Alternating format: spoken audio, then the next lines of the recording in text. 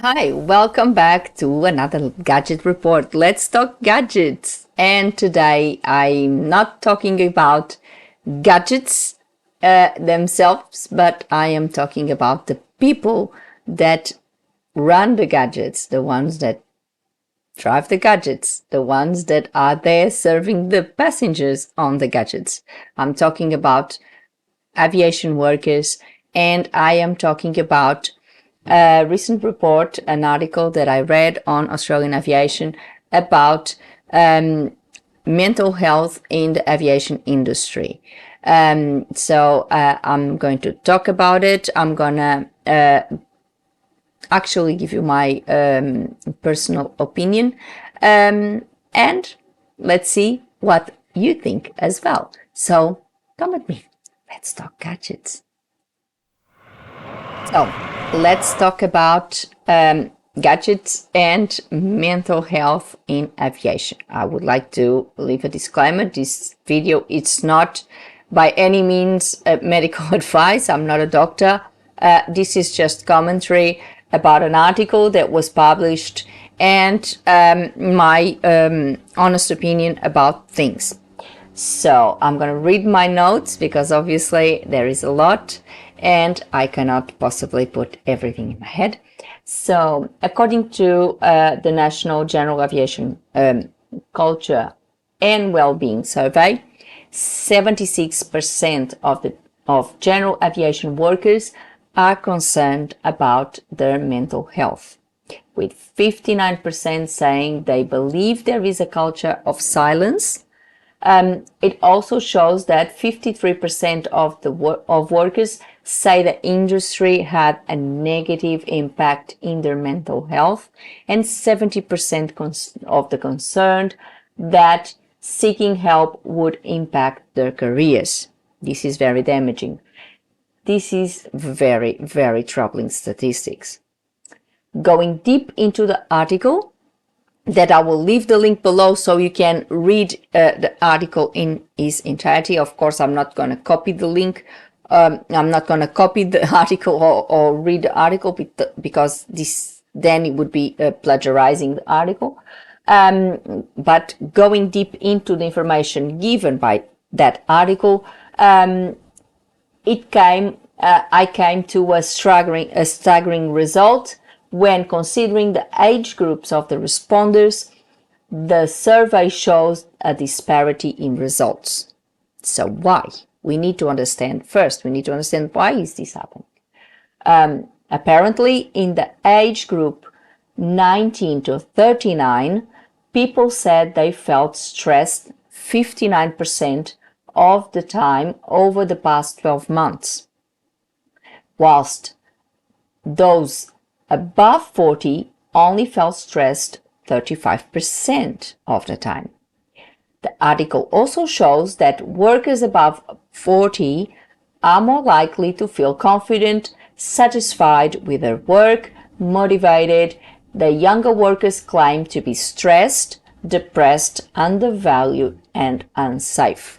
This is very troubling, and it is important to understand, first of all, why is this age disparity in results?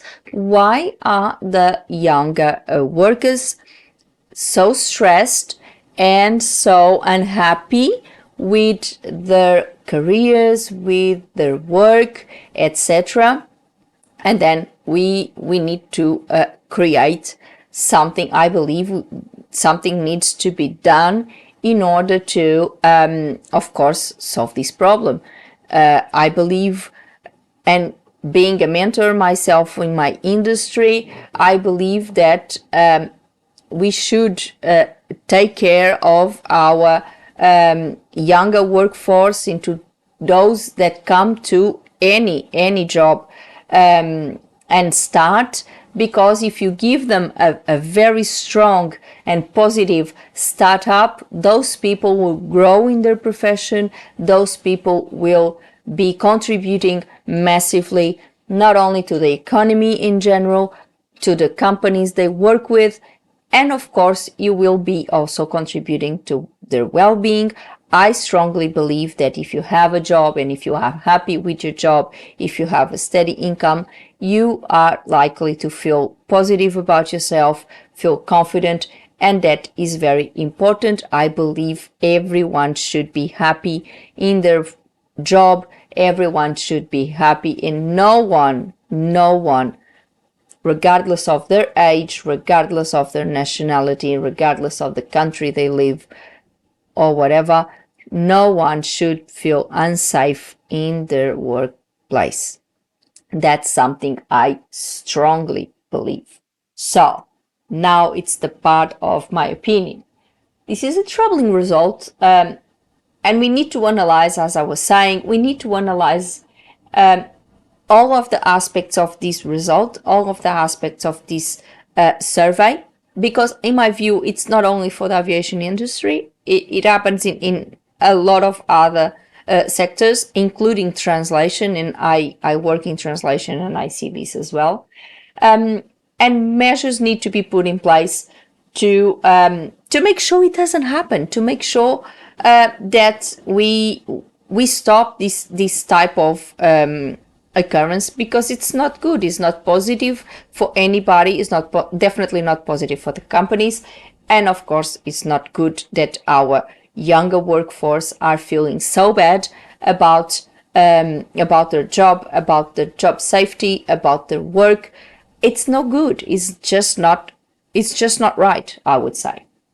As I said before, no one should feel pressured or unsafe in their workplace, and that is regardless of age, status, or anything else within a company. So why could this be happening? Well, first of all, I think sometimes is that idea, and I see that in translation, that idea that you are starting, you have no skills, you are the underdog, and you end up being very insecure. And then there's the other side of this. Sometimes, and that I don't say that it's the case for aviation, not even saying that it's the case for translation, even though we know that sometimes happens. The case that sometimes the older workers, they feel that they're there for so many times, so for so many years, and they know it all, they are very confident, and they tend to be sometimes a little cocky in regards to the younger generations, and sometimes being a little bit too patronizing, etc. I'm not saying, again, I stress, I'm not saying that it's the case for aviation. I'm not saying it is the case even for translation, but we all know that unfortunately this sometimes happens.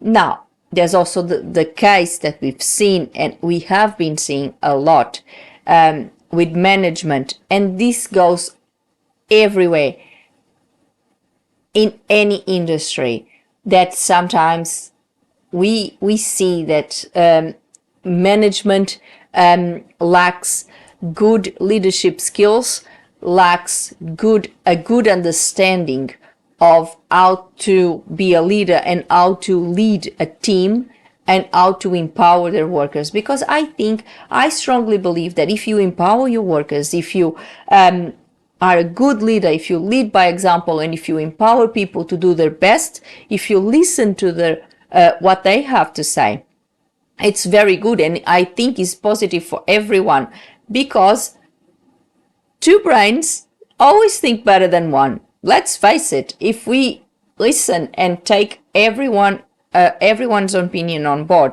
it doesn't mean that we are going to do whatever they are saying. It just means that we are open to listen to whatever options they bring to the table, and maybe the final result will be a combination of all the suggestions that come from the different opinions from the different team members. This is positive in so many aspects. It will make that worker think, okay, I belong here, I'm valued, my opinion is valued, and they will feel so much more positive and empowered in their job. it will be positive for the companies because there will be a huge pool of ideas, a huge amount of new, fresh ideas and more suggestions and more ideas that can translate and better measures being put in place and better outcomes for those companies. So there's only, in my view, there's only positives about this. I just don't understand why in so many cases we have a culture of toxic management that instead of empowering the workers, empowering the team and get all these ideas on board, they just simply put everyone down and basically lead to a toxic culture. You know, that it's everywhere, social media, LinkedIn maybe. I've seen it predominantly in LinkedIn, people saying that people don't leave a job, they leave a manager. And I think in some aspects it's true. When someone is working in a company and they decide to resign and look for something else, yes, there might be the financial aspect of it. Of course, it's always there. But sometimes it's because they no longer can put up with a toxic culture and they decide to go elsewhere. So this is something that needs to be addressed. Now, in my view, there is two main contributing factors for this, and it is the resilience and lack of confidence. And it is sad that we have that because I would say that when you are at the beginning of your career, you should be in your prime time and you should be really confident and positive about starting a new chapter in your life. And it's sad when that doesn't happen like that. So I see in my own translation industry, it is visible. Today, kids are not really built for resilience, to be resilient. School, there's no losers in the football match. At home, there's always a you can do it all approach for everything. And don't get me wrong, I'm not negative, and I'm all for positive encouragement. That's why I'm a mentor. I'm all for positive encouragement, and I think we need to empower people. But empowering people, it's not telling them it's all roses, it's all positive. They need to build resilience as well, because let's face it, we cannot be the best, we cannot be perfect at everything. And by the way, perfection, I believe, does not exist. We can only be as perfect as we can be, the best we can do. I think that is the perfect. And I think that this situation is actually having the opposite effect, because on the first side of adversity, they're not resilient, they're not built for resilience, they're not built to get those no's. They crumble because they were never used to it. And this is a sad thing that is happening. Aviation is a very stressful industry. Well, let's face it, all industries are these days. So if you want to work in this industry, you have to understand that it's very stressful. For example, decisions need to be made in a split second. You can't really be panicking or anything. You have to be really confident. Let's imagine if you are a pilot, if you are in the cockpit with your co-pilot and you have warning sounding, you have some problems with your aircraft, you can't just panic. You need to be resilient, you need to be calm, you need to go through your checklists and know what possible solutions you might have. You need to communicate efficiently, not only in the cockpit but with the tower, so you know what you need to do.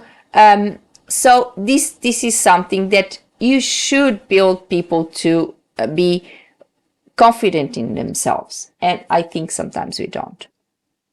Now, there is also the fact that in some cases, and again, I'm not implying that it's the case here, that the age status is like, something, and all the employees have that dismissive and patronizing approach to the younger peers that may cause them to feel inferior or not good enough. As I said, there are a few cases like that in my own industry, translation, and I see it possibly may happen. I know in the past, and with a few accidents that happen in aviation, a few air crashes, that the investigation was done, and it was found that something like this was actually happened. I've seen, and as you could imagine, I love to watch that documentary, Air Crash Investigations, and sometimes they talk about crashes that happened in the past, where sometimes you have a very seasoned pilot, the captain that is someone that has been in the airline for a long time, that is very confident in his job, teamed with a very, very young co-pilot, a first officer that may have very little hours and is not as confident, and sometimes that imbalance, and you see, and there's already a few crashes where that was visible, of course, and I've seen this many times. When there is an accident, there's not only one factor that leads to that accident. Is usually a combination of factors, and sometimes that factor is one of them, where you have a very seasoned captain teamed up with a younger first officer with way less experience, and that sometimes leads to the first officer blocking themselves off and not communicating because they scared that they cannot overpass the pilot and things like that. So I'm not saying that it still exists, because obviously I don't know, but it might be some of the things. So how can we fix this? I think we need to look at the way we bring our kids first and prepare them for a professional career in aviation or otherwise. Because let's face it, adversity is out there for everyone, and it's not easy to navigate the professional world and navigate life as it is. So we need to build them to be resilient. We need to build them to face those challenges and still be positive about themselves. We need to empower our kids. Yes, they can do whatever they want. Yes, they should, if they want to do whatever it might be, if they want to be a pilot, if they want to be a flight attendant, whatever they want to be, yes, they should go for it, and they should embrace that love, and they should just do whatever they love to do.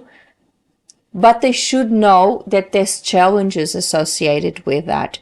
And sometimes the way to that goal may be a treacherous one, and they may have a few no's along the way. Okay, there's a hurdle, there's a no. They have to overcome that hurdle. They have to overcome that no and make it a yes. And that is part of building that resilience, building that power, that interior power that moves them, that keeps them going, and especially having confidence in themselves. I believe that is the main thing for everyone. It's to build that self-confidence.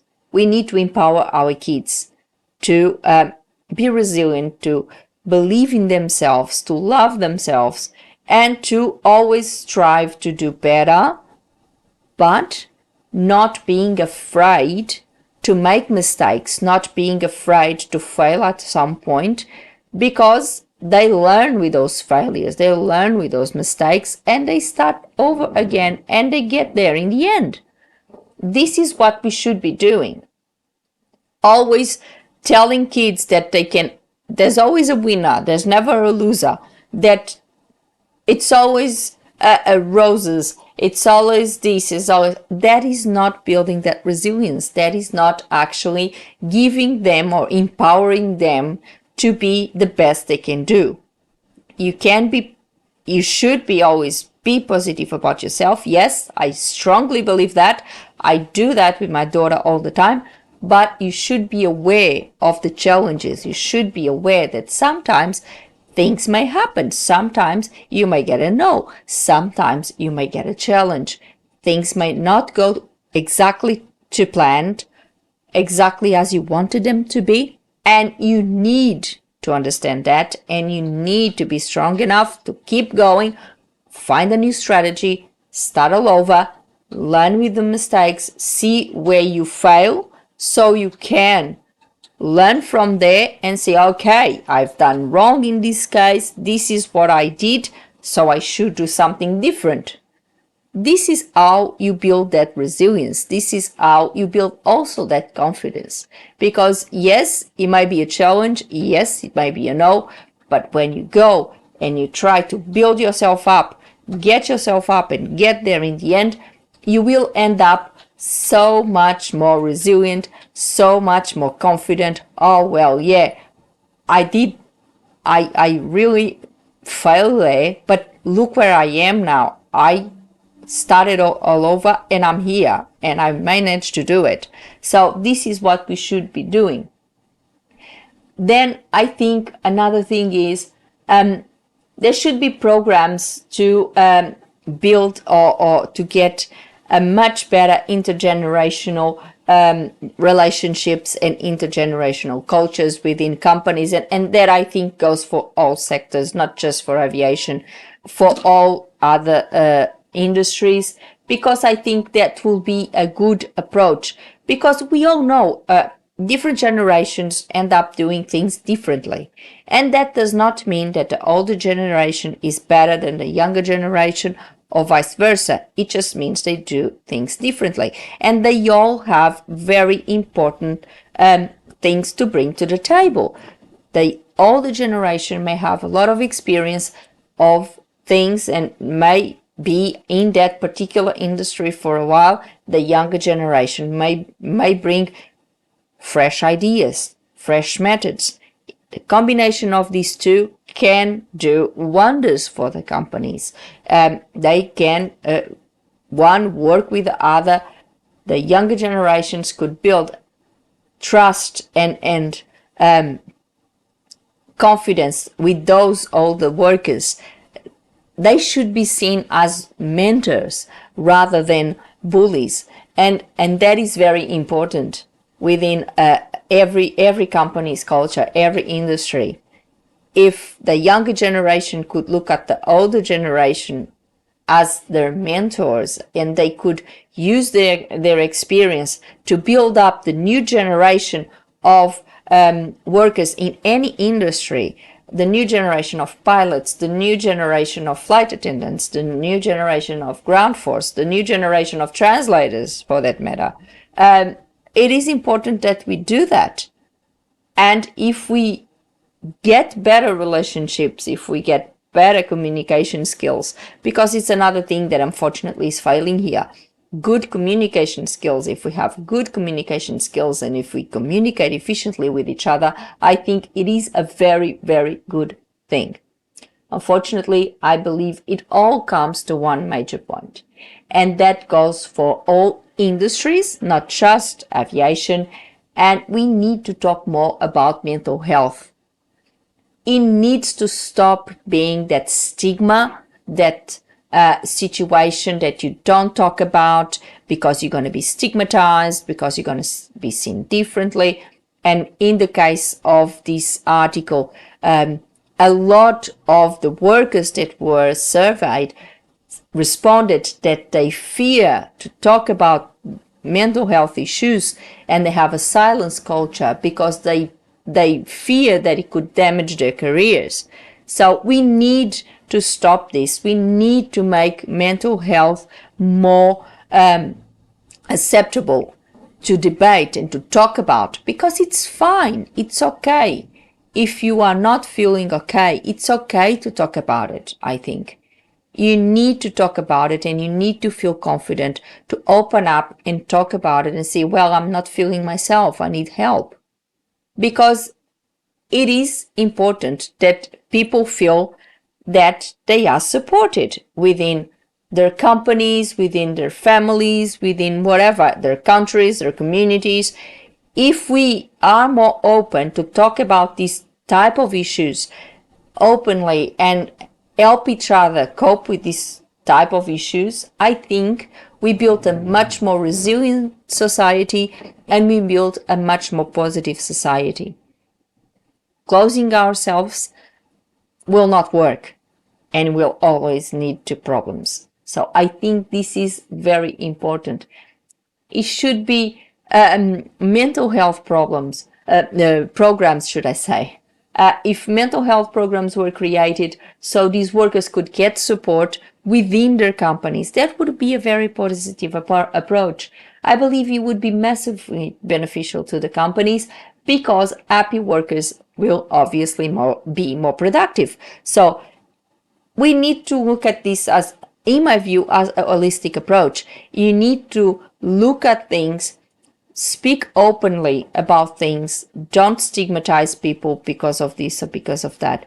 If a person have, let's say, cholesterol or diabetes or any other condition, physical condition, you're not going to stigmatize them because of that. However, why are people who may be struggling with mental health issues be stigmatized? I think is wrong. So we need to allow this to be more mainstream, and especially allow people to talk about it. If they're not feeling okay, they should be able to say so and get help. And good communication skills are pivotal for that. I believe there should be a culture of good communication, of positivity within companies should be encouraged. Good management. I think management teams should be appropriately trained to have better leadership skills, to have ways of empowering their team rather than allowing a toxic culture to grow and honestly be a cancer in the company, because this is what unfortunately is happening, not just in aviation, throughout, everywhere, in every sector. And we need to stop this. And I think if we look at things, if we see we have a problem, aviation, this survey just shows it. Younger workers are really stressed. And one of the factors is all this toxicity and all these issues. Of course, then you have the cost of living pressures, the fact that most of young people now can't even afford a house to live, and all of these, of course, you had to the problem. Job security. Some of them, they don't know if they're going to have a job the next day. So they obviously feel stressed about it because they have bills to pay. So this is all a combination of factors. Like in anything, there's always a combination of factors that lead to certain events. And this is one of them. If we try to mitigate the mental health issues by improving the communication within companies, the leadership skills of management teams, the intergenerational relationships, I think we can do a lot for this, and we can improve a lot within the industries, either aviation or otherwise. This is why I decided to do this video today, because it's something that I really feel very strongly about.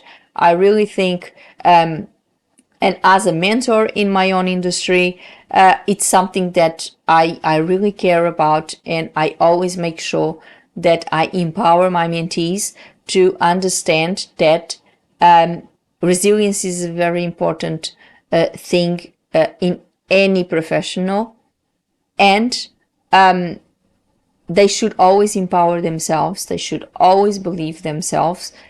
And one of the things that I do at the very start of every single program with a mentee is telling them starting a career means having less experience, not less skill.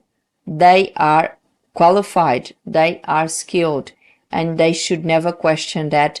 Even when they are talking to me, I have 14, 15 odd years in the profession, I still don't know it all. I'm still learning, and I still learn with every single one of my mentees. They always bring me something new that I'm very, very curious about, and that I'm very happy about learning with them too.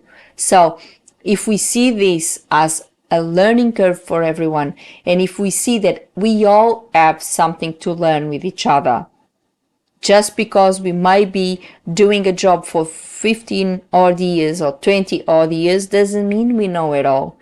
And just because we are just starting a new job, it also doesn't mean that we know nothing. So if we stop this type of, preconceived ideas of these things, and we stop these stigmas, and we stop looking at each other as enemies, and we start actually using the knowledge that everyone might have to build something positive, we would get so much better outcomes for everyone involved, older and new, younger, everyone involved. The companies would, I would say, benefit massively because they would have more productivity, more or better relationships within the company, a much more positive outcome. If a person is happy with the job, they are more likely to stay on the job and not taking sick days. So it's all a huge effect. If you're not feeling depressed and feeling down, you are less likely to take sick days, unless you obviously have some other sickness and you're feeling unwell, and that's obvious. But if you are depressed and if you are feeling down, it's quite obvious that you might take sick days all the time. You might be needing to go to the doctor, etc., etc., etc., and that's a massive loss of productivity. And if you are on a contract, it might be a loss of income for yourself. So if we look at this in a different approach, in a more holistic approach, and we try to get everyone to feel positive about themselves and get better relationships, better things going on for everyone, regardless of age, regardless of nationality, regardless of color of skin, whatever, I think it's much more positive, and we will be building a much more positive world and a much more positive environment for every workplace, not just for aviation, but for any other sector. And this is why I decided to do this video today. And that's all for today. I hope you liked this gadget report today. I know I didn't talk about gadgets, but if we don't have a happy crew, we don't have a happy gadget. So we really need the crews to be happy and to be positive and, happy to be there. I have for experience, for example, usually flight crews, flight attendants tend to be usually people that you always see with a smile, and sometimes, and this survey unfortunately shows that we might be seeing that crew with a happy smile, trying to be happy for us, for the clients, for the passengers, and we don't know what's going on inside, and they may be extremely sad. So let's look after them. Let's look after all workers in aviation and otherwise.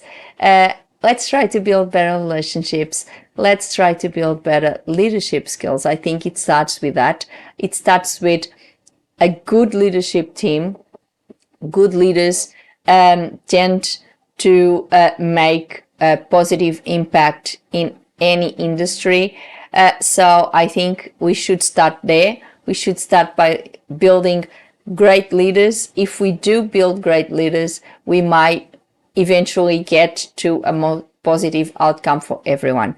If you have any suggestion or if you have any question about this, let me comment below. I'll be very happy to answer you. Or if you have any suggestion of something that you would like me to discuss in our gadget reports, please do the same. Before I go, the same old question and the same old request. Please put a like on the video and subscribe the channel with a little click on the bell so you get a notification of a new gadget report every week. The channel has been growing. I've been saying this for a while now. Thank you so much. But if you put your thumbs up and you leave a comment or you share with your friends, my content gets to be seen by more people, and of course the YouTube algorithm will pick up that more people are watching, and they will themselves distribute my content through more people. So please put that thumbs up.